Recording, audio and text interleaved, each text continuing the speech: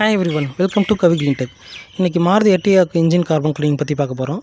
Engine வந்து 20 to 30,000 kilometre run ஆகிறப்ப இன்ஜினோட பார்ட்ஸான cylinder வால், head, rings எல்லாத்துலேயுமே கார்பன் டெபாசிட் ஆக ஆரம்பிச்சிடும்.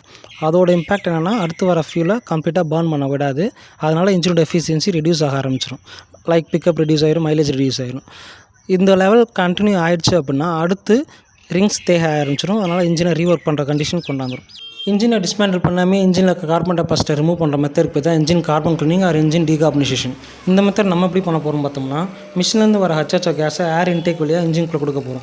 ஏர் ஃபயரோட சேர்த்து ஹச்ஹெச்ஓ கேஸும் ஃபயர் ஆகி உள்ளே இருக்க கார்பனை ரிமூவ் பண்ணிடும். அப்படி கார்பன் ரிமூவ் ஆனதுனால அடுத்து வர ஃபியூல் கம்ப்ளீட்டாக பர்ன் ஆக ஆரம்பிச்சிடும். இதனால் இன்ஜினோட எஃபிஷியன்சி இன்க்ரீஸ் ஆகிரும்.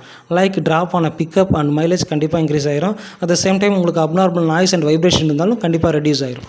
இந்த சர்வீஸை பைக், கார், பஸ், லாரின்னு எல்லா வெஹிக்கிளும் எடுத்துக்கலாம். இந்த சர்வீஸ் எடுக்கிறனால உங்கள் இன்ஜினோட பர்ஃபார்மன்ஸ் அண்ட் லைஃப் கண்டிப்பாக இன்க்ரீஸ் ஆகும்.